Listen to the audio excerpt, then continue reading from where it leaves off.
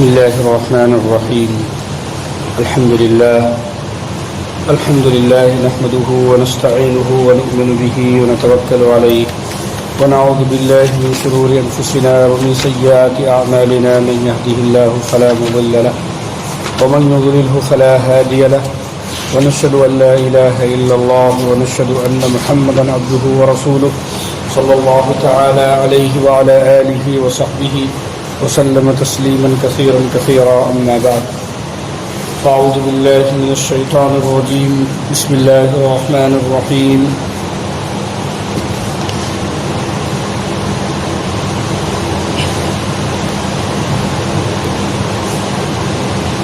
قالت رب إني ظلمت نفسي وأسلمت مع سليمان لله رب العالمين. صدق الله العظيم. محترم حضرات، معزز سامعین کرام، بزرگوں، دوستوں، دینی بھائیوں، معزز خواتین اسلام، ماں بہنوں، قرآن کریم کی جو آیت کریمہ میں نے پڑھی ہے ایک آیت ہے، اور اس آیت کریمہ کا تعلق سورہ نمل کی ان آیات سے ہے اور اس واقعے سے ہے جو کئی ہفتوں سے ایک واقعہ سیدنا سلیمان علی نبینا علیہ السلام کا، اور اسی کے ساتھ ساتھ ملکہ سبا، ملکہ بلقیس کا واقعہ آپ حضرات کے سامنے آیا، اور اس واقعے کے ذیل میں بہت سی باتیں، بہت سی حکمتیں آپ حضرات کے سامنے آئیں. میں نے سوچا کہ اس واقعے کی کچھ پیغامات، اس پورے واقعے سے جو پیغام ہمیں ملتا ہے، ہماری ماں بہنوں کو جو پیغام ملتا ہے، میسج ملتا ہے، وہ میسج اور وہ پیغام آپ کو سنا دیا جائے خلاصے کے طور پر. لیکن اس سے پہلے کہ میں آپ حضرات کے سامنے آیات کو سامنے رکھ کے کچھ پیغامات آپ کو سناؤں، میں خصوصی اپنے ماں بہنوں سے بھی درخواست کرتا ہوں، اپنے بھائیوں سے بھی درخواست کرتا ہوں کہ تھوڑی سی محنت کرنے کی ضرورت ہے. ماشاءاللہ آپ حضرات تشریف لائے ہیں، ہماری ماں بہنیں بہت سی تشریف لائی ہیں، لیکن میں چاہتا ہوں کہ قرآن کریم کی یہ آیات اور یہ دروس قرآن ہر فرد اس سے واقف ہو جائے اور اس مبارک مجلس میں آئے، ماں بہنیں بھی آئیں، بھائی بھی آئیں. آپ حضرات کی تھوڑی سی محنت کی ضرورت ہے، آپ محنت کریں. اور محنت کا مطلب یہ ہے کہ آپ یہ سمجھیں کہ میں انشاءاللہ آئندہ ہفتے درس قرآن ہوگا، میں کہتا رہوں گا، کم سے کم دو ساتھی منتخب کر لیں کہ میں 2 ساتھیوں کو لاؤں گا انشاءاللہ. یا ہماری ماں بہنیں یہ طے کر لیں کہ ہم اپنے ساتھ اپنی 2 بہنوں کو لائیں گے، کیونکہ آپ کا آنا تو مبارک ہے ہی ہے. یہ جو آپ کے ساتھ آ گئے، آپ کے کہنے پر، آپ کی محنت پر، آپ کی کوشش پر، آپ کی دعوت پر، تو کیا ہوگا؟ ان کا ثواب جو آنے کا، سننے کا، عمل کرنے کا آپ کو بھی ملے گا. رسول پاک علیہ السلام نے جو دعوت دی تو آپ کا گھر ایمان سب سے پہلے لایا. ابو بکر رضی اللہ تعالیٰ نے ایمان لانے کے بعد فوراً باہر نکلے اور دعوت شروع کر دی. صدیق اکبر رضی اللہ تعالیٰ عنہ کی دعوت پر حضرت عثمان ایمان لائے، حضرت سعد بن ابی وقاص ایمان لائے، بڑے بڑے صحابہ ایمان لے آئے. تو دعوت کا فائدہ یہ ہوتا ہے، کہنے سننے کا فائدہ یہ ہوتا ہے کہ اللہ تعالیٰ دلوں کو پسیجتے ہیں اور وہ انسان سچائی کی طرف، حق کی طرف چلا آتا ہے. وتواصوا بالحق، وہ ایک دوسرے کو حق کی وصیت کرتے، حق پر قائم رہنے کی تلقین کرتے ہیں. یہ قرآن کریم نے کہا. لہذا میرے دوستو، میں چاہتا ہوں کہ آپ صرف اپنے تک محدود نہ رکھیں کہ بھائی ہم تو چلے گئے بس ہمارا بھلا ہو گیا. نہیں، آپ کے ساتھ آپ کے ساتھیوں کا، دوست احبابوں کا، دوسرے بھائیوں کا بھی بھلا ہو. آپ درس میں آتے ہیں، آپ کو علمی مجلس ملتی ہے، آپ کو قرآن کا نور ملتا ہے، آپ کو سکون ملتا ہے دل کو، آپ کے قرآن کے نور سے آپ اپنے دلوں کو منور کرتے ہیں. لہذا آپ یہ بھی سمجھیں کہ ہمارے بھائی ان کے دل بھی منور ہوں، وہ بھی قرآنی عرفانی اچھی مجلس میں آئیں، اپنے ادھر ادھر وقت کو بچا کر ایک بہترین مجلس قرآن مقدس کی مجلس میں بیٹھیں. میں نوجوانوں سے بھی کہوں گا کہ وہ محنت شروع کریں. ایسے کام نہیں چلے گا بھائی، محنت کریں گے انشاءاللہ تو اللہ اس کا صلہ دے گا. ان اللہ لا یضیع اجر المحسنین، اللہ محنت کرنے والوں کی محنت کو ضائع نہیں کرتا. اس لیے علماء نے لکھا ہے کہ محنت اللہ اس پر اجر ضرور دیتے ہیں. محنت اور نیت دو چیزیں ایسی ہوتی ہیں کہ اللہ اجر دیتے. نیت پر بھی اجر ملتا ہے، آپ کریں تو محنت کریں، اگر وہ آ گیا تو سبحان اللہ، اور نہیں آئے تب بھی آپ کو اجر ملے گا. آپ نماز کے تہجد کے ارادے سے سو جائیں اور پھر آپ کی آنکھ لگ جائے تہجد میں نہ اٹھ پائیں تو آپ کو تہجد کا ثواب ملے گا. تو نیت پر بھی اللہ ثواب اور اجر عطا فرماتے. لہذا یہ جو دعوت کا سلسلہ، یہ جو نظام چل رہا ہے، یہ جو کہنا سننا چل رہا ہے، اسی لیے ہے. امام تفسیر علامہ فخر الدین رازی رحمۃ اللہ علیہ اسی آیت کے تحت لکھتے ہیں وَتَوَاصَوْا بِالْحَقِّ سورہ عصر میں گھاٹے اور خسارے کے بارے میں اللہ نے فرمایا سب گھاٹے اور خسارے میں، لیکن جو ایمان والے ہیں، عمل والے ہیں، اور جو حق کی وصیت کرتے ہیں اور جو صبر کی تلقین کرتے ہیں، یہ گھاٹے اور خسارے میں نہیں. امام رازی رحمۃ اللہ علیہ فرماتے کہ نہیں، اس کے ساتھ ساتھ انسان کے اپنے عمل کے ساتھ ساتھ دوسرے کی بھی ذمہ داری اس کے اوپر ہے. حضرت فرماتے دوسرے کی بھی ذمہ داری اس کے اوپر ہے کہ وہ خود عمل کرے اور دوسروں کو بھی اس عمل کی دعوت دے، تلقین کرے. اس لیے صحابہ کی عادت تھی کہ حضرت عمر رضی اللہ عنہ کے بارے میں لکھا ہے کہ تہجد میں اٹھتے تھے، اپنے گھر والوں کو بھی اٹھاتے تھے. رمضان میں میرے آقا کی عادت تھی کہ آپ خود اعتکاف میں رہتے اور اپنے گھر والوں کو بھی بیدار کرتے تھے. تو میرے دوستو یہ ایک ذمہ داری ہے، کہنا سننا. ہمارے بڑوں نے جو یہ راستہ دعوت کا، کہنے سننے کا، اور دعوت مؤذن کو کہا چلو دعوت دو. مؤذن ایک دعوت دے رہا ہے، وہ 5 وقت دعوت دیتا ہے. آؤ بھائی نماز کی طرف آ جاؤ، آؤ کلمے، آؤ کامیابی کی طرف آ جاؤ. وہ بلاتا ہے، وہ دعوت دے رہا ہے، وہ دعوت ہے اس کی، وہ بڑی دعوت ہے اس کی، بڑی دعوت ہے. اس لیے ایک مفسر، بہت سے مفسرین کہتے ہیں ومن احسن قولا ممن دعا الی اللہ، کہ اس سے اچھی کس کی بات ہوگی جو اللہ کی طرف بلائے. کہتے سب سے پہلے مؤذن اس میں آئے گا. مؤذن، ہاں مؤذن اس میں آئے گا. تو مؤذن بھی دعوت دے رہا ہے ہر وہ 5. اس لیے حضرت عمر رضی اللہ تعالیٰ نے اذان دیتے تھے، حضرت امام ابو حنیفہ رحمۃ اللہ علیہ اذان دیتے تھے، کیونکہ بہت بڑا اذان دینا بہت بڑا عمل ہے، اللہ کو پسندیدہ. وہ داعی الی اللہ ہے جو اذان دیتا ہے، اس لیے امام ابو حنیفہ رحمۃ اللہ علیہ اذان دیتے تھے. اور خواجہ میری معین الدین چشتی رحمۃ اللہ علیہ اذان دیتے تھے جامع مسجد میں اجمیر کی، اور اذان پر لوگ مسلمان ہو جاتے تھے. ایسے دل سے آواز نکلتی تھی کہ اذان پر بھی وہ ایمان لے آتے تھے. میرے دوستو عزیزو، یہ دیکھو میرے ماں بہنوں، تو دعوت، کہنا سننا، یہ اللہ پیغمبروں کی سنت ہے، تمام انبیاء کی سنت ہے. دعوت دینا، کہنا سننا. آپ کہیں گے سنیں گے انشاءاللہ، لوگ آئیں گے. مایوس، انبیاء مایوس نہیں ہوتے تھے. 950 سال تو حضرت نوح علیہ السلام نے دعوت کی. ایک نسل ختم ہوتی، دوسری نسل کے انتظار میں کہ ہو سکتا ہے اب یہ ایمان لے آئے. دوسری نسل ختم ہوتی، تیسری نسل کے انتظار میں کہ اب ہو سکتا ہے یہ ایمان لے آئے. دعوت سے بیٹھے نہیں. تو اس لیے علماء نے لکھا ہے کہ اپنے اعمال کے ساتھ ساتھ اپنے آس پڑوس کی، اپنے ماحول کی فکر کرنا، یہ انبیاء کی سنت ہے. اس لیے ہمیں چاہیے کہ ہم دعوت دیتے رہیں.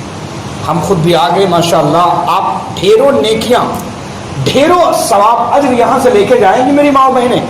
لیکن آپ کو کیا اچھا نہیں لگتا کہ آپ کی بہن بھی وہی ثواب لے کے جائے، آپ کی پڑوسن بھی وہی ثواب لے کے جائے، آپ کی کوئی اور رشتہ دار وہی ثواب لے کے جائے؟ تو اور پھر قرآن کی علمی مجلس، آپ علمی مجلس میں آئیں، नूरानी मजलिस में आए।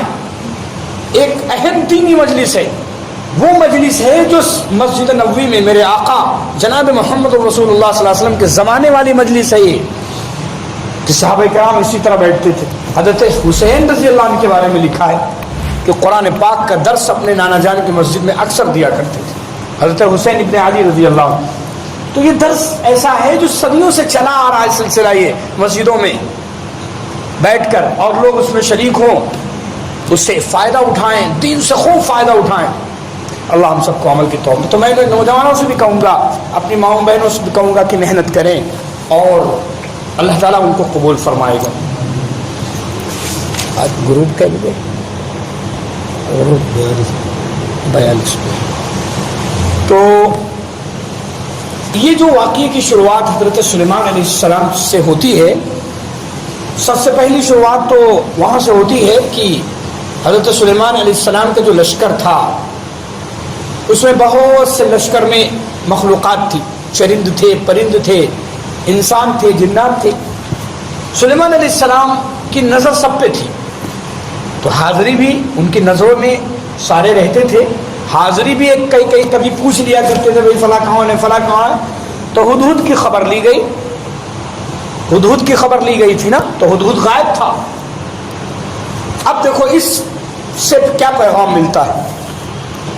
मुफस्सिरीन ने लिखा है कि अपने बड़ों को चाहिए कि छोटों पर नजर रखे, बड़ों को चाहिए छोटों पर नजर रखे कि वो कहाँ हैं, क्या कर रहे हैं। और इसी तरह बड़ों से मुराद माँ बाप भी होंगे, उस्ताद भी होंगे, और इसी तरह जो जिम्मेदार हैं बड़े वो भी इसमें शामिल हो जाएंगे। वो नजर रखे कि फला कहाँ गया, आजकल देखा नहीं। और इसी तरह एक जमात दूसरी जमात की पर नजर रखे, मस्जिद वाले अपने मस्जिद वाले पर नजर रखे, भाई आज कल आए नहीं, कहाँ रह गए। तो ये नजरें अंबिया की सुन्नत है अपने। हाँ, और एक चीज और है, हजरत सुलेमान अलैहिस्सलाम के इस नजर पर, इस तफक्कुद पर, इसको कहते हैं तफक्कुद, तफक्कुद जो किया तो छोटे पर ज्यादा नजर गई। हुदहुद जानवरों में, चिड़ियों में कमजोर था और ज्यादा उसकी तादाद नहीं होती हुदहुद की। सुलेमान अलैहिस्सलाम की नजर हुदहुद पे ज्यादा गई। अच्छा, काम भी करता था, चूंकि कमजोर तो मखलूक है और तमाम परिंदों में बहुत ज्यादा कमजोर हुदहुद था, तो अपने कमजोरों पर नजर रखना ये अंबिया की सुन्नत है। और इस सुन्नत पर अमल किसने किया? हज़रत फारूक आज़म उमर इब्न खत्ताब रज़ी अल्लाह अन्हु। अल्लाहु अकबर।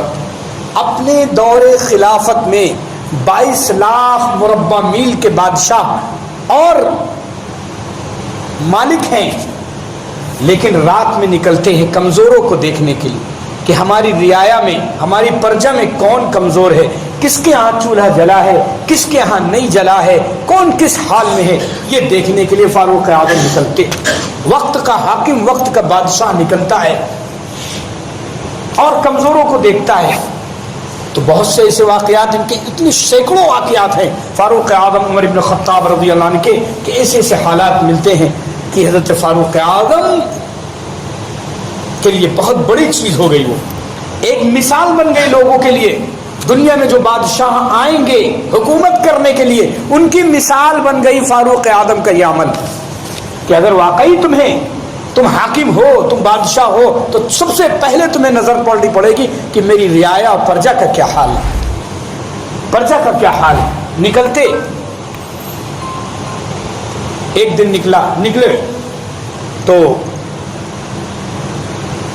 एक काफिला नया आया था मदीने पाक में।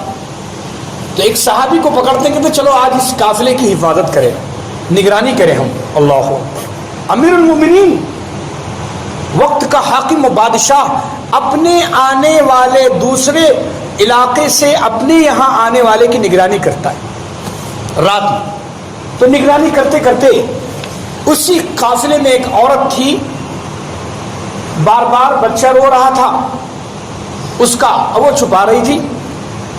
तो हज़रत फारूक आज़म करीब गए, कहा अरे तू अजीब माँ है, इसको रुला रही बार बार, चुपता ही नहीं, क्या बात है, तबीयत खराब है? कहने लगे بھائی آپ جاؤ، یہ میرا بچہ ہے، ہم اس کو چھپا رہے ہیں، رو رہا ہے، کیا کریں ہم؟ پھر وہ رونے لگا. تھوڑی دیر کے بعد حضرت فاروق اعظم نے پھر ٹوکا تو وہ کہنے لگی آپ عجیب انسان ہیں، میرے بچے کے پیچھے پڑے ہیں. تو حضرت فاروق اعظم کو وہ جانتی ہی نہیں تھی کہ امیر المومنین ہیں، یہ ہمارے بادشاہ ہیں، حاکم ہیں. کہنے لگی کہ آپ سے کیا لینا دینا. تو حضرت فاروق اعظم نے کہا میں کیوں رلا رہی اس کو؟ کہا اصل میں اس کا دودھ چھڑا رہی ہوں، اس کا دودھ چھڑا رہی ہوں. کہا کیوں دودھ کیوں چھڑا رہی ہیں؟ بھی چھوٹا بچہ ہے پینے والا، بھی اس کی غذا کی تمہارے دودھ کی ضرورت ہے. کہنے لگی اس لیے کھلا رہی ہوں کہ حضرت امیر المومنین عمر ابن خطاب اسی بچے کے وظیفہ دیتے ہیں جس بچے نے دودھ چھوڑ دیا ہو. اللہ اکبر. یہ سن کر فاروق اعظم الگ گئے اور اللہ کے سامنے رونے لگے.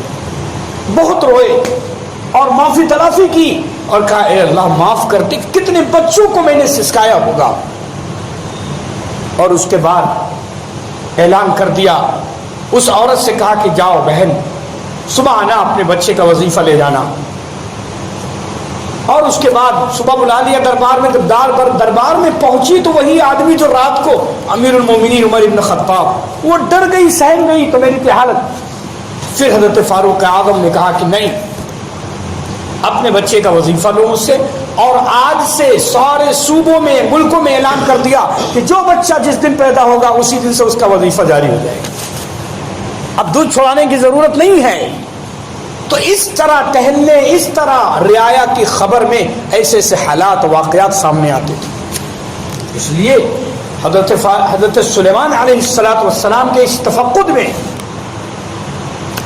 یہ پیغام ملتا ہے کہ بڑے اپنے چھوٹے کی فکر رکھیں. بڑے سے لے کر وہ حاکم و بادشاہ بھی اس میں آ جائے گا، ماں باپ بھی اس میں آئیں گے، ٹیچران بھی اس میں آئیں گے، اساتذہ بھی اس میں آئیں گے، اور پیر اور مرید اس میں آئیں گے. ہاں بہت سب اس میں آ جائیں گے کہ اپنے سے جو نیچے ہیں ان کی خبر رکھو. دونوں طرح خبر. ایک تو خبر یہ کہ وہ کس حال میں ہیں، کہیں بیمار تو نہیں، کہیں ان کو فاقہ تو نہیں ہو رہا ان کے گھر میں، کہیں غربت کی وجہ سے وہ پریشان حال تو نہیں ہے، ان کی خبر گیری. اور دوسرے یہ کہ وہ بگڑ تو نہیں رہے، یہ غائب ہونا ان کا آنکھوں سے یہ بگڑ تو نہیں رہے کہیں. ان کی دونوں کی خبر دونوں طرح بڑوں کے ذمے ہے کہ اپنے چھوٹوں کی خبر لینا. یہ حضرت سلیمان علیہ السلام کے پیغام سے، تفقد سے یہ بات ملتی، تفقد الطیور سے یہ بات ملتی ہے کہ ہدہد کی جب حاضری لی کہ ہدہد صاحب غائب تھے. اس کے بعد میری ماں بہنوں، اس کو اگر ہم اس پہ بات کریں، اس خبرگیری پر بہت کچھ سامنے آئے گا، لیکن چونکہ وقت بہت قلیل ہوتا ہے اس لیے ہم مختصر طور پر آگے چلتے ہیں. حضرت سلیمان علیہ السلام نے تفقد کرنے کے بعد جو فیصلہ کیا کہ بھائی جو غائب ہے وہ اپنا عذر بیان کرے. ہدہد صاحب آئے اور عذر بیان کر دیا کہ میں فلاں جگہ تھا. دلیل پیش کی کہ میں نے دیکھا کہ ایک عورت ہے، ملک سبا میں گیا تھا. اچھا، یہ ملک شام میں تھے حضرت سلیمان علیہ السلام، اور وہ ملکہ بلقیس سبا ایک جگہ ہے، سد معارب یمن کا ایک علاقہ ہے. یمن کی راجدھانی صنعاء سے تقریباً 3 میل کے فاصلے پر، بہت پرانی جگہ تھی یہ. تو اس سبا کا جو ملک تھا بہت شد و شاداب تھا، شد و شاداب، بہت ہریالہ، بہترین کھیت اور بہت اچھے تمام چیزیں اگنے والا وہ علاقہ تھا. اور وہ ملکہ جو بلقیس تھی وہ عورت حکومت کر رہی تھی، اب بہت فراوانی تھی، خوب مال و دولت، سونا چاندی، ہیرے جواہرات کی فراوانی تھی اس ملکہ کے پاس، اور اس کی حکومت بہت خوشحال تھی، بہت عیش میں لوگ رہتے تھے وہ سبا کا علاقہ. اس کے بعد ملکہ بلقیس کے والد شرحجیل یا شرجیل ابن ولید نام تھا، شرجیل نام تھا، اس کے والد تھے، بڑے بادشاہ تھے وہ بھی. تو ان کی یہی لڑکی تھی، بلقیس نام اس کا لیا ہے. توریت میں بھی، انجیل وغیرہ میں بلقیس نام آیا ہے. تو یہ عورت جو ہیں بڑی سمجھدار اور بہت ہی سوجھ بوجھ رکھنے والی عورت تھی، اور اللہ نے خوب فراوانی ہر طرح، وَأُوتِينَا الْعِلْمَ مِنْ قَبْلِهَا وَكُنَّا مُسْلِمِينَ، یہ جو آیا ہے نا کہ بہت فراوانی اللہ نے اس کو دے رکھی تھی. تو یہ ہدہد دیکھ کر دنگ رہ گیا کہ ایسی حکومت، لیکن پھر بھی اتنا زیادہ متاثر، امپریس نہیں ہوا، لیکن متاثر زیادہ یہ ہوا کہ ہدہد نے دیکھا کہ اتنی نعمتیں وہ عورت اور اس کے تمام کارندے اور بڑی حکومت ہے اس کی، لیکن سب سے بڑی خرابی اور سب سے بڑا دکھ جو ہدہد کو ہوا کہ وہ بجائے اس کے کہ ایک وحدہ لا شریک کی عبادت کرتی، اللہ کو مانتی، وہ کس کو؟ سورج کو وہ سارے لوگ سجدہ کرتے. اس ملکہ کا تخت کا حال یہ تھا کہ اس کا محل جو ہے، اس کے محل کے بارے میں آیا ہے کہ کتنے کوس میں اس کا محل تھا، اور اس کے محل کے اندر جو اس کا تخت تھا 40 گز لمبا، 30 گز چوڑا تھا. 40 گز لمبا اور 30 گز چوڑا تھا اس کا تخت، صرف ہیرے جواہرات سونے چاندی سے بالکل مرصع تھا. اتنی بڑی عورت وہ تھی مال و دولت کے اعتبار سے، لیکن ہدہد کو پریشانی یہ ہوئی کہ وہ عبادت اللہ کے بجائے کس کی کر رہی؟ وہ سورج کی پوجا کر رہی. تو ہدہد کو یہ تو رہا نہیں گیا. اب سارے واقعات ہدہد بتا رہا ہے. میرے دوستو، اس ہدہد کی گفتگو سے کیا پیغام ملتا ہے کہ جب گھر کا ماحول اچھا ہوتا ہے تو چیزوں پر اس کے اثرات ہوتے ہیں. یہ پیغام ملتا ہے. سلیمان علیہ السلام کا ماحول کیا تھا؟ وحدانیت کا، اللہ کی بندگی کا، اللہ کے پہچاننے کا ماحول تھا. سلیمان علیہ السلام کے یہاں ایک اللہ کی عبادت تھی، ایک ایشور کی عبادت تھی، ایک ایشور کی پوجا تھی. سلیمان علیہ السلام اپنے آپ کو خدا نہیں کہتے تھے، بلکہ بندہ، ایشور کا بندہ، اللہ کا بندہ، اور اپنے آپ کو چھوٹا سمجھتے تھے، حالانکہ بہت بڑی سلطنت تھی. تو ان سلیمان علیہ السلام کی جو رعایا تھی ان پر بھی وہ اثرات تھے، حتیٰ کہ ہدہد پر بھی اثرات تھے ایک اللہ کے ہونے کے. ایک جانور پہ بھی اثرات آ گئے تھے کہ اللہ رے، یہ عورت سورج کی پوجا کرتی ہے، حالانکہ ایک اللہ کی پوجا کرنی چاہیے، ایک ایشور کی عبادت کرنی چاہیے. تو جانور پر بھی توحید کا اثر تھا، حضرت ہدہد پر اثر تھا. اس لیے کہتے ہیں حضرت عمر بن عبد العزیز رحمۃ اللہ علیہ، عمر ثانی ان کو کہا جاتا ہے، اور اس لڑکی سے جو حضرت عمر رضی اللہ عنہ نے اپنے بیٹے کے ساتھ نکاح کر لیا تھا، انہی کے اولادوں میں عمر بن عبد العزیز ہیں. سب سے بنو امیہ کے سب سے آخری خلیفہ ہیں. چند سال، 2 سال 2.5 سال حکومت کیے، اور اس طرح حکومت کی کہ واقعی واللہ اکبر ایک گھاٹ پر بھیڑیا اور بکری ساتھ میں پانی پیتے تھے. بھیڑیے کی مجال نہیں تھی کہ بکری پر حملہ کر دے. اتنا انصاف تھا. جانوروں پر اس انصاف کا اثر تھا، جانوروں پر بھی انصاف کا اثر تھا. اس لیے گھر کا اچھا ماحول ہوتا ہے تو آدمی امپریس، جو لڑکے بچے اولادیں وہ تو امپریس ہوتے ہی ہیں، جانور جو ہے وہاں بھی وہ بھی امپریس اور متاثر ہو جاتے ہیں جب گھر کا ماحول اچھا ہوتا ہے. تو حضرت سلیمان علیہ السلام کی جو حکومت اور سلطنت تھی وہ اللہ کی دی ہوئی سلطنت تھی، مالک الملک کی دی ہوئی سلطنت تھی. اس لیے وہیں اللہ ہی کی عبادت، اللہ ہی کا ذکر، اس کی یاد ہر وقت یہی مشغلہ رہتا تھا. تو ہدہد اور چڑیوں پر بھی وہ اثرات تھے کہ غیر کی پوجا کرتے ہوئے، غیر کی عبادت کرتے ہوئے، مخلوق کی عبادت کرتے ہوئے دیکھ کر اس ہدہد سے رہا نہ گیا. اور پورا سلیمان علیہ السلام کے سامنے کیا کہا تھا؟ سلیمان علیہ السلام کے سامنے آ کر یہی تو کہا تھا. دیکھو ہدہد کہہ رہا ہے، میں نے قوم کو پایا، عورت کو پایا کہ وہ سجدہ کر رہی تھی، وہ لوگ سورج کو سجدہ کرتے تھے اللہ کو چھوڑ کر. یہ ہدہد کہہ رہا ہے. وَزَيَّنَ لَهُمُ الشَّيْطَانُ أَعْمَالَهُمْ، اور یہ کہہ رہا تھا کہ شیطان نے ان کے اعمال کو آراستہ کر کے ان کے سامنے پیش کیا تھا. ہدہد کہہ رہا ہے فَصَدَّهُمْ عَنِ السَّبِيلِ، تو اس نے ان کو سیدھے راستے سے روک دیا. فَهُمْ لَا يَهْتَدُونَ، ہدہد کہہ رہا ہے کہ وہ ہدایت پر نہیں تھے. اللہ یسجدو، اور پھر کہنے لگا کہ کیوں سجدہ نہیں کرتے وہ لوگ اللہ کو، اس اللہ کا سجدہ کیوں نہیں کر رہے تھے؟ الذی یخرج الخبأ، جس نے نکالا ہے چھپی ہوئی چیزوں کو آسمان اور زمینوں میں، وَيَعْلَمُ مَا، اور وہ جانتا ہے جو کچھ تم چھپاتے ہو یا کچھ تم ظاہر کرتے ہو، حدود کی بات ہے۔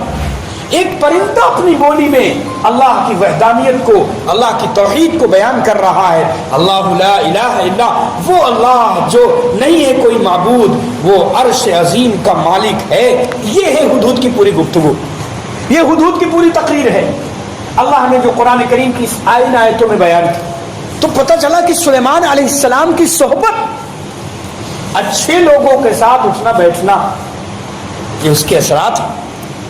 حدود کس سے ساتھ رہتا تھا؟ حدود رہتا تھا حضرت سلیمان علیہ السلام، جو اللہ کے نبی پیغمبر بھی ہیں اور بادشاہ بھی ہیں۔ تو پیغمبر ہر وقت اللہ کے ذکر اور شکر میں رہتا ہے، اس کے اثر آیا، اس کا اثر کہاں آیا؟ حدود پر آ رہا ہے، سارے پرندوں پر آ رہا ہے۔ حدود توحید بیان کر رہا ہے، اللہ کی بڑائی، اس کی عظمت کو۔ تو اس لیے اس سے پیغام ہمیں یہ ملتا ہے، اس آیت سے اور اس واقعے، اس کے اس حصے سے یہ پیغام ملتا ہے کہ ہم گھر کا ماحول اچھا رکھیں گے۔ میں بالکل بات صاف، آپ تجربہ کر لیں اس کا۔ گھر میں اگر ٹی وی اور سنیمے اور موبائل کا ماحول رکھیں تو بچہ اسکول سے آنے کے بعد کیا کرے گا؟ فوراً لڑے گا آپ سے، زبردستی کرے گا۔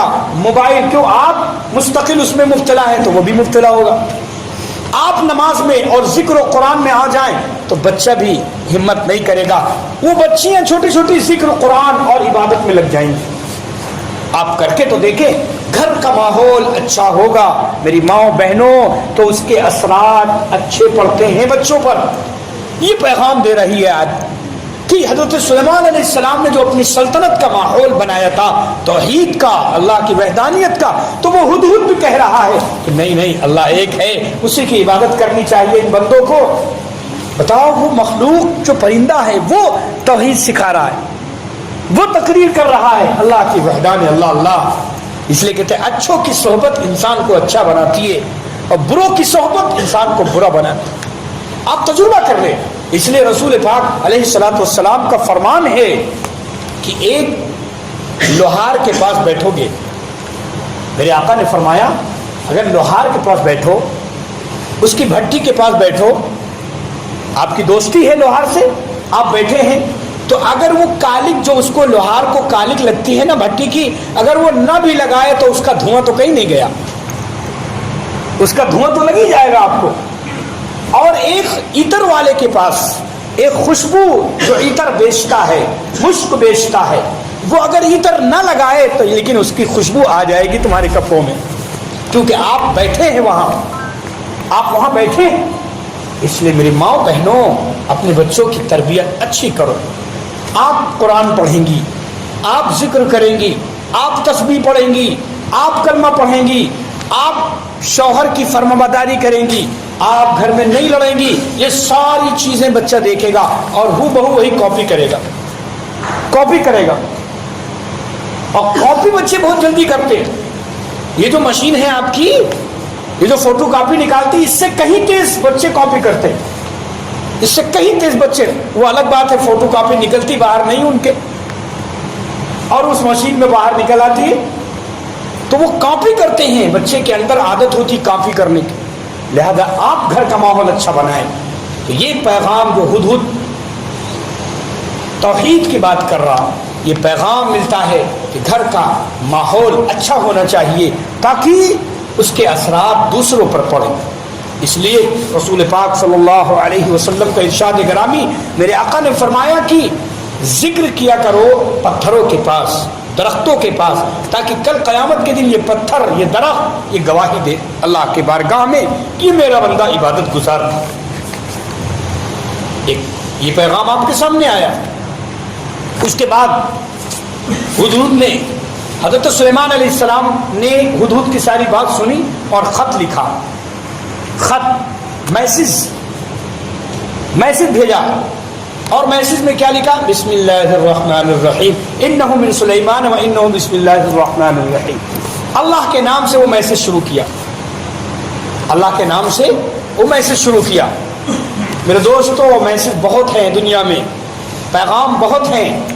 آج کل موبائلوں پہ بھی میسج جا رہے ہیں، ایک خط کا پیغام ہے جو پوسٹ آفس کے ذریعے پیغام، تو جہاں بھی آپ پیغام بھیجیں بسم اللہ سے شروع کریں. میں نے اسی پر بتایا تھا اس سے پہلے کہ آپ شادی کے کارڈ بنواتے، لہذا وہاں بھی بسم اللہ اور اردو میں ایک طرف ہونا چاہیے. یہ آپ باندھ لیں اپنی گرہ، اپنے کھوٹے سے یہ چیز باندھ لیں کہ صرف انگلش میں کارڈ نہ بھیجیے. آپ صرف انگلش والے نہیں، آپ تو اردو اور عربی والے لوگ ہیں. آپ ایک طرف انگلش ہو، ایک طرف اردو ہو، ایک طرف ہندی ہو تو ایک طرف اردو ہو. اردو ضرور ہونا. آپ کی زبان ہے، زبان میں اللہ نے شیرینی عطا کی ہے اور زبان میں اللہ نے طاقت رکھی اردو میں. آپ اور لکھنؤ کی اور یہ اودھ کی تہذیب و تمدن ثقافت ہے اردو کے اندر، اس لیے آپ اپنے بچوں کو اردو سے محروم نہ کریں. تو خط لکھنا، میسج، اب تو خطوط نہیں لکھتے لوگ، تو موبائل کے ذریعے میسج بھیجتے، تو وہاں بھی اچھے اچھے میسج بھیجو. دیکھو سلیمان علیہ السلام نے کیا میسج بھیجا، ملکہ بلقیس کو کیا میسج بھیجا، اور ہم کس کو کیا میسج بھیجتے. یہ میسج دعوت کا بھیج رہے ہیں، ایمان لے آؤ، اپنے نیک کام میں مبتلا ہو جاؤ، ایک اللہ کی عبادت کرو. اور آج کل کا ہمارا نوجوان کیا میسج بھیج رہا ہے، بہت سے فراڈ چل رہے ہیں. یہ دنیا بہت کچھ آگے بڑھ چکی ہے، ہمارا نوجوان فراڈوں میں چلا گیا.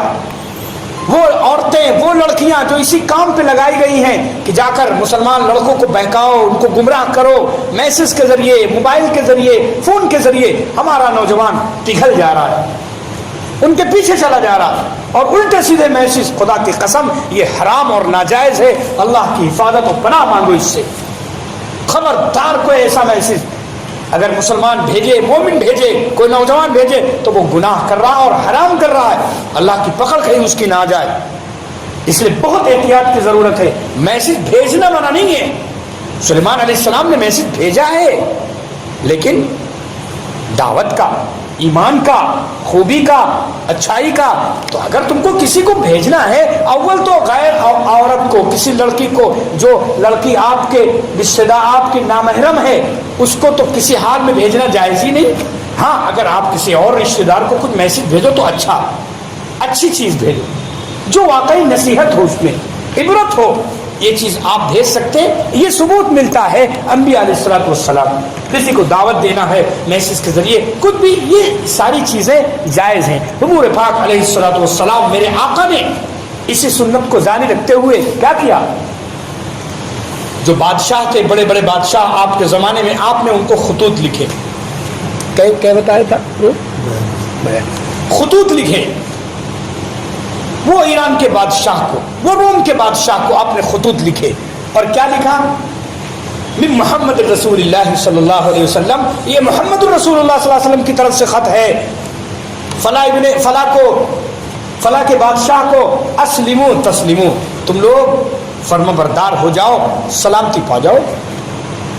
فرما بردار ہو جاؤ، سلامتی پا جاؤ گے، نیک ہو جاؤ، اچھے انسان بن جاؤ. یہ خطوط ہوا کرتے تھے میرے آقا جناب رسول اللہ صلی اللہ علیہ وآلہ وسلم. صحابہ دوسری زبانوں میں بھی لکھ کر، میرے آقا عربی میں لکھتے، صحابہ ٹرانسلیٹ کرتے اور آگے دوسری زبانوں میں مختلف بادشاہوں کو دیا کرتے. اس لیے اس آیت حضرت سلیمان کے خط علیہ الصلوۃ والسلام کے خط سے ایک پیغام ملتا ہے کہ میسج بھیجنے کا، خط بھیجنے کا، لیکن خط اچھا ہونا چاہیے، نصیحت ہو، اچھا ہو، خوبی ہو، اس میں اچھائی ہو، بھلائی ہو. برا خط بھیجنا یا برا میسج بھیجنا یا جو ہے گندا میسج، یہ کسی حال میں جائز نہیں ہے. اللہ ہم سب کی پوری امت کی حفاظت فرما. اس کے بعد آگے ملکہ بلقیس کے بعد جب یہ خط جاتا ہے، اب اس خاتون کا دیکھو حال. اس خاتون کا یہ حال ہے کہ وہ جیسے خط جاتا ہے تو وہ مشورہ کرتی ہے، میٹنگ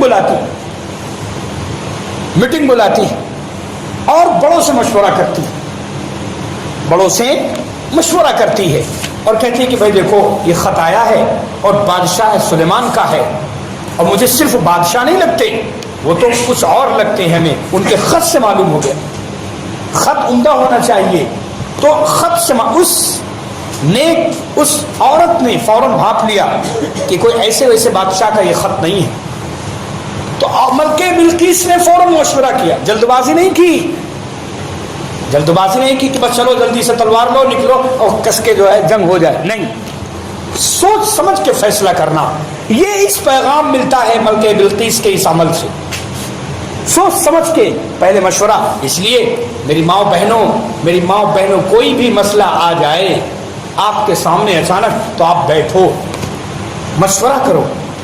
بچیاں میری بہنیں اپنے ماں باپ سے مشورہ کریں، اور یہ بھائی، یہ بچے چھوٹے چھوٹے بڑے بچے اپنے اماں ابا سے مشورہ کریں۔ اگر ماں باپ کو کوئی مسئلہ پیش آ جائے تو اور بھائیوں سے مشورہ کر لیں، تب جا کے کوئی قدم آگے اٹھائیں اس پہ۔ یہ ایک پیغام ملتا ہے ملکہ بلقیس کے اس عمل سے۔ میری ماں بہنیں بہت جلدی امپریس ہو جاتی ہیں کسی کی بات پر۔ اب گھروں میں لڑائی شروع ہو جاتی ہے، کسی نے کچھ کہہ دیا اور وہ غلط بات تھی، ارے آپ کی ساس تو اس طرح کہہ رہی تھی، اچھا خاصا وہ چائے اور سارا کھانا دے رہی تھی ساس کو، اب کسی نے پھونک مار دی اور اس نے تحقیق بھی نہیں کی کہ واقعی میری ساس مجھے برا بھلا کہہ رہی تھی، تحقیق نہیں کی، اس دن سے چائے بند، سب کچھ بند، دوا بھی نہیں دے رہی اپنی ساس کو، کیوں مجھے ایسا کہا؟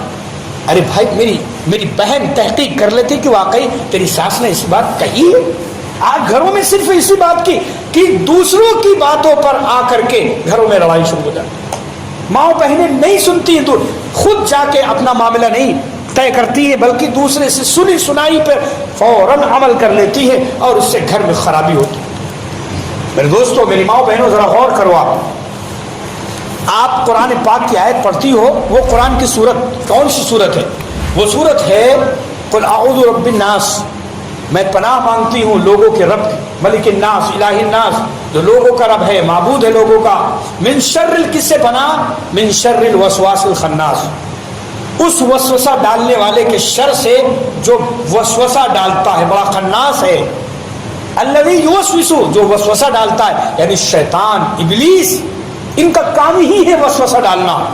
اور پھر آگے کیا کہا؟ الذی یوسوس فی صدور الناس، جو لوگوں کے دلوں میں وسوسہ ڈالتا ہے، لہذا لوگوں کے دلوں میں، عورتوں کے دلوں میں، مردوں کے دلوں میں وسوسہ ڈالتا ہے۔ اور وسوسہ ڈالنے والے دو بیان کیے گئے اس آیت میں، من الجنتی والناس، یہ وسوسہ ڈالنے والے جنات بھی ہوتے ہیں اور لوگ انسان بھی ہوتے ہیں۔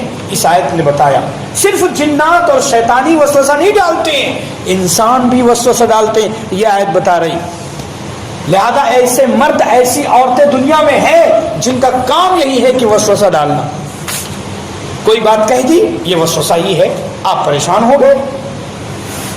اب آپ نے تحقیق نہیں کی، یہ ہے، یہ گویا کہ جناتوں اور شیطانوں کے ساتھ ان کو شامل کر دیا، دونوں سے پناہ آپ مانگ رہے ہیں۔ اے اللہ، ہم پناہ چاہتے ہیں جو جناتوں میں سے وسوسہ ڈالے اور جو انسانوں میں، پتہ چلا انسان بھی وسوسہ ڈالے گا، تو بہت سی عورتیں، بہت سے بھائی، مردوں کا یہ حال ہے کہ ان کا کام ہی وسوسہ ڈالنا، ادھر کی بات ادھر، یعنی دوسروں کو امپریس کر دینا، دوسروں کو بالکل لاغر کر دینا، سوچنے پر، فکروں پر، اور جو ہے مجبور کر دینا۔ اچھے خاصے ان کی طبیعت ہے، وہ گھر یہاں سے گئے، آپ نے پھونکا، وہ گھر گئے، بیچارے پڑ گئے سوچ میں، کرو تو کیا کریں؟ اس لیے بالکل اللہ سے پناہ مانگو کہ اے اللہ، اور کوئی بات کسی کے بارے میں کچھ کہے، ایک کان سے سنو، دوسرے کان سے نکال دو، اس میں پڑھو نہیں۔ یہ حکم ہے، یہ حکم ہے کہ ایک کان سے سنو، دوسرے کان سے نکال دو، اور فوراً فیصلہ نہ لو، ڈیسیزن فوراً نہ لو۔ ملکہ بلقیس نے فوراً ڈیسیزن نہیں لیا، وہ نیک عورت تھی، اللہ کو اس کو ایمان دینا تھا، اس لیے ڈیسیزن نہیں لیا، فوراً مشورہ کیا، اور مشورہ کرنے کے بعد جو بات طے ہوئی، اس کے کارندوں نے، اس کے وزیروں نے کہا کہ نحن اولو قوت و اولو باس شدید، ہم قوت والے ہیں، طاقت والے ہیں، سب کچھ ہے، آپ حکم دیں، ہم لڑنے کے لیے تیار۔ لیکن ملکہ نے کہا نہیں، ہر چیز لڑائی سے نہیں بنتی ہے۔ ملکہ کا دیکھو، ایک عورت ذات کے اندر اللہ نے کتنی سوجھ بوجھ عطا فرمائی کہ ہر چیز لڑائی سے نہیں ہو سکتی، ہر معاملہ لڑائی سے حل نہیں ہوتا، ہر چیز نفرت سے حل نہیں ہوتی، محبتوں سے بھی کوئی چیز حل ہوتی ہے۔ لہذا ملکہ نے کہا نہیں، ہم طاقت والے ضرور ہیں، ہم قوت والے ضرور ہیں، لیکن ہم لڑیں گے نہیں۔ میری ماں بہنوں، دیکھو یہ ایک میسج ہے آپ کے لیے، بہت اچھا میسج۔ ایک عورت ذات ہونے کے ناطے کہ آپ کوئی بھی مسئلہ آئے غور و فکر کرو، اللہ سے مانگو، اس میں 2 رکعت نماز پڑھ کے تہجد مانگو تو پڑھو، اور 2 رکعت صلاۃ الحاجت پڑھ کے اللہ سے مانگو خیر اس میں. پھر مشورہ کرو، اپنے شوہر سے مشورہ کرو، اپنے ابا سے مشورہ کرو، اپنے سسر صاحب سے مشورہ کرو، بڑوں سے مشورہ کر کے اس کے بعد کوئی عمل طے کرو. یہ ایک پیغام ہے. اور دوسری بات، لڑائی سے کام نہیں بنتا. ہر چیز کو، ہر معاملے کو غصے پہ لینا. ملکہ بلقیس نے غصے پہ نہیں لیا، ضد پہ نہیں لیا. ہماری ماں بہنیں، ہماری بہت سے خواتین اسلام ضد کر جاتی، ضدی مزاج ان کا بن جاتا ہے. اچھی بات بھی ہر وہ چیز ضد پہ لیتی ہے، غصے پہ لیتی. فرمان نہیں، ہر معاملے کو بہت ہی نرمی اور سہولت سے اس کو سلجھانا چاہیے، غصے سے نہیں. ملکہ بلقیس کے سامنے اتنا بڑا مسئلہ آیا لیکن غصے سے نہیں لیا، ضد پہ نہیں لیا، گھمنڈ و غرور پہ نہیں لیا. بہت سی عورتیں ہماری ماں بہنیں ہیں، دیکھو یہ پیغام ہے، یہ بہترین گھر کی زندگی گزار، لائف کے بیسٹ لائف اگر کوئی چاہتا ہے، گھریلو زندگی اچھی چاہتا ہے تو رسول پاک صلی اللہ علیہ وسلم کا دامن پکڑے اور قرآن پاک کا دامن پکڑے. بیسٹ لائف اس کی زندگی ہو جائے.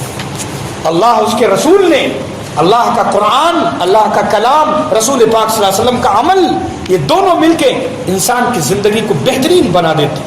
خوبصورت انسان کی زندگی، مرد عورتوں کی زندگی بالکل خوبصورت بن جاتی. اس لیے میری ماں بہنوں، تو ملکہ بلقیس نے بہت سوجھ بوجھ سے اس کام کو نپٹایا اور کام لڑے گے نہیں. اب اس نے کیا کیا کہ دیکھیں، ملکہ بلقیس نے اپنے بہت سے ہدیے تحائف سلیمان علیہ السلام کے پاس بھیجے. کہتے ہیں کہ 100 غلام اور 100 باندیاں بھیجی تھی، اور سونے کی اینٹیں، چاندی کی اینٹیں خوب. اور اس کے علاوہ سلیمان علیہ السلام کے پاس تاج بھیجے، تاج ہیرے جواہرات سے جڑے ہوئے، کہ یہ کسی طرح سلیمان امپریس ہو جائیں. ہدیہ بھیجا. دیکھو کتنا بہترین طریقہ، اسلوب ملکہ بلقیس نے اپنایا، اور سلیمان علیہ السلام کا طریقہ ان سے کہیں زیادہ بہتر. کیوں؟ وہاں مقصد یہ تھا کہ مخلوق کی عبادت نہیں کرے گا، مخلوق خالق کی عبادت کرے. یہی مقصد ہے.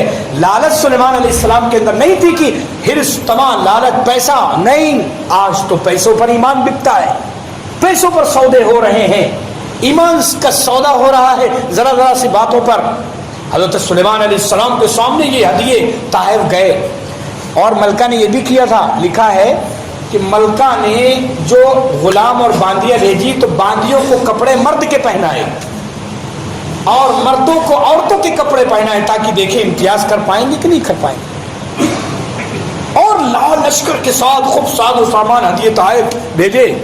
اور ادھر حدود صاحب تو سارا معاجرہ دیکھ ہی رہے تھے، فوراً آ کے بیان کر دیا، اے سلیمان سارا نظام تمہارے پاس آ رہا ہے. سلیمان علیہ السلام، اللہ اکبر، ایسا بادشاہ، اللہ، شیشے کا محل بہت خوبصورت بنوایا اور بہت نظام کیا. سونے چاندی کے بالکل زمین کا نظام سونے چاندی کا کیا. حضرت سلیمان علیہ السلام کو کیا چیز کی کمی تھی؟ کہیں زیادہ سونے چاندی کا نظام سامنے. جب یہ لوگ آئے ہیں ہدیے طائف لے کے، تو سلیمان علیہ السلام کا سونا چاندی اور ہیرے جواہرات دیکھ کر، اپنے ہیرے جواہرات دیکھ رہے، تو وہ آپس کے چکر میں ہے کہ بھیا بھاگو، یہاں سے کوئی کام نہیں چلے گا. سلیمان، یہ تو بادشاہ، کون سا بادشاہ ہے یہ سب پھیکے پڑ گئے، ہمارے ملکہ کے ہدیے تحفے سب پھیکے پڑ گئے، گفٹ ان کے سامنے. یہ تو بہت بڑی سلطنت والے بادشاہ ہیں. لہذا واپس ہونا چاہتے تھے، لیکن سلیمان علیہ السلام نے ان کو بلایا، عزت دی اور کہا کہ اور ہدیہ واپس کر دیا کہ ہم نہیں لیں گے. ہمارا مقصد ہدیہ لینا نہیں ہے، لالچ اور حرص و طمع نہیں ہے، بلکہ ایک پیغام ہے توحید کا کہ اپنی ملکہ سے کہو کہ وہ ایک اللہ، مخلوق کی عبادت چھوڑے، خالق کی عبادت کرے، ایک ایشور کی عبادت کرے، اللہ کی عبادت کرے. بس ہم یہ چاہتے ہیں، باقی ہمیں کچھ نہیں چاہیے. واپس کر دیا. علماء نے لکھا ہے رسول پاک علیہ الصلوۃ والسلام، ہمارے آقا جناب محمد رسول اللہ صلی اللہ علیہ وسلم سے دونوں چیزیں ملتی ہیں. کبھی آپ نے ہدیہ قبول، غیر مسلم کا ہدیہ مسلم کا ہدیہ تو قبول ہی کیا، لیکن غیر مسلم کو ہدیہ دے تو قبول کر سکتے ہیں۔ ہاں کچھ روایتوں میں آیا ہے کہ میرے آقا نے قبول کیا اور کہیں کہیں واپس کر دیا، کہیں کہیں واپس کر دیا اور کہیں کہیں قبول کر لیا۔ لہذا جیسی مصلحت آپ کے سامنے ہو آپ قبول بھی کر سکتے ہیں اور واپس بھی کر سکتے ہیں، دونوں باتیں ہیں۔ گفٹ اگر اس کا دل رکھنا ہو اور اس کے اندر محبت پیدا کرنی ہو کہ اسلام ایسا مذہب ہے، ایسے اخلاق کی تعلیم دیتا ہے، تو وہاں آپ قبول کر لیجیے۔ اور اگر کوئی نفرت کا ماحول ہو، آپ کو ہدیہ دے کر کچھ آپ سے کام غلط سلط لینا چاہتا ہے، تو وہاں ہدیہ کنارے واپس کیجیے، مجھے ہدیہ نہیں چاہیے۔ آپ سچے ایمان والے مومن ہیں، آپ انبیاء کے ماننے والے ہیں، رسول پاک صلی اللہ علیہ وسلم کے کلمہ پڑھنے والے ہیں، تو ایسی جیسی مصلحت ہوگی میرے آقا نے ویسی مصلحت کے تحت ہدیہ قبول کیا، لہذا واپس کر دیا۔ آخری پیغام میری ماں بہنوں سنو، بس آخری انشاءاللہ پھر دعا ہو جاتی۔ تو سلیمان علیہ السلام نے واپس کر دیا۔ ادھر ملکہ کے پاس جب وہ پہنچا اور سارا ماجرا اس قاصد نے ان لوگوں نے سنایا کہ اے ملکہ، آپ تو سلیمان کے پسنگے میں بھی نہیں ہیں، آپ کا اتنا بڑا تخت اور یہ ساری چیزیں پسنگا ہیں، سلیمان کچھ اور ہستی ہے، وہ جنات، وہ پرندے چرندے، وہ انسان سب ان کے قبضے میں ہیں، اور ایسے ایسے محلات ہیرے جواہرات کے وہ مالک ہیں کہ آپ سوچ نہیں سکتی۔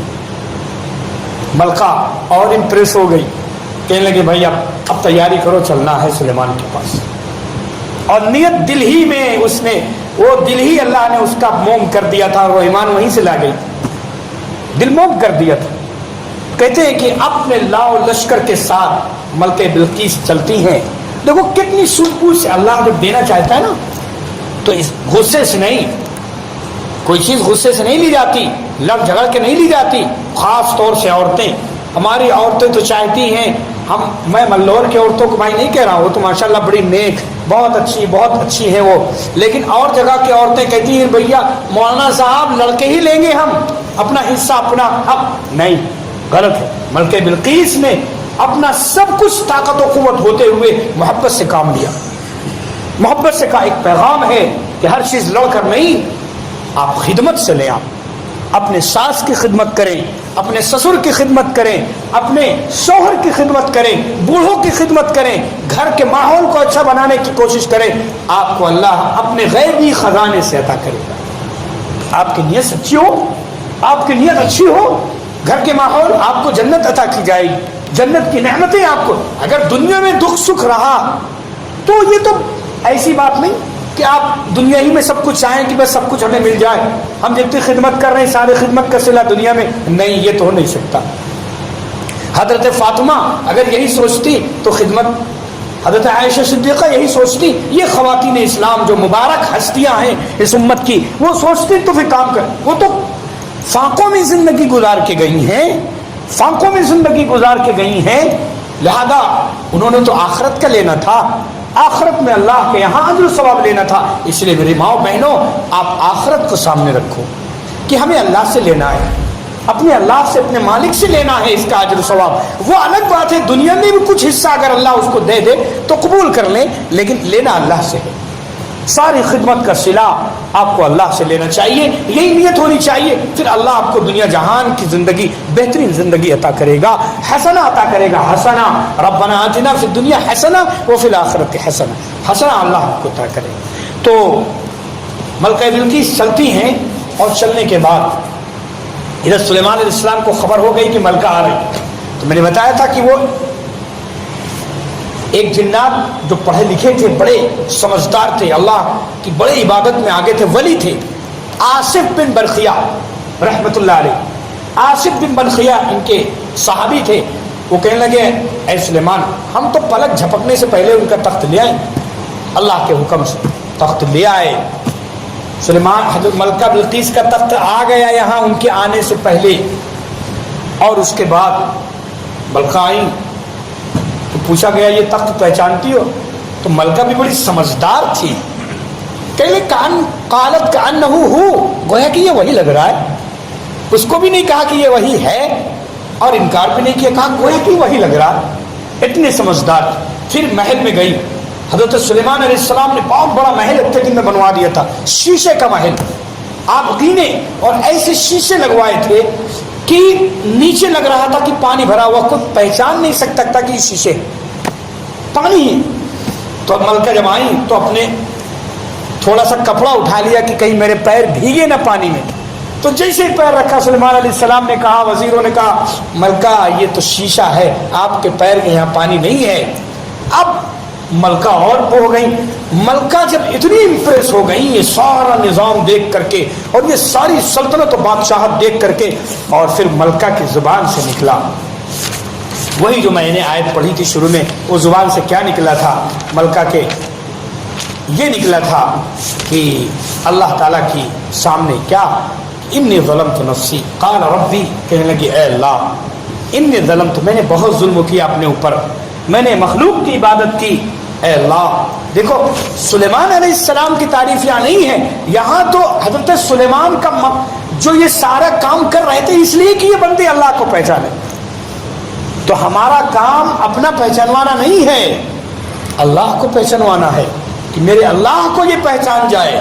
سلیمان علیہ السلام کی یہی نیت تھی، لہذا وہ پہچان گئی اور یہ زبان سے نکلا ہے اللہ میں نے ظلم کیا، وَأَسْلَمْتُ، اور میں مسلمان ہو گئی ہوں، مع سلیمان، سلیمان کے ساتھ، یعنی جس رب پر سلیمان ایمان لاتے ہیں رکھتے ہیں، میں بھی اب ایمان لے آئی ہوں، اے اللہ للہ رب العالمین، اس اللہ پر جو تمام عالموں کا رب ہے۔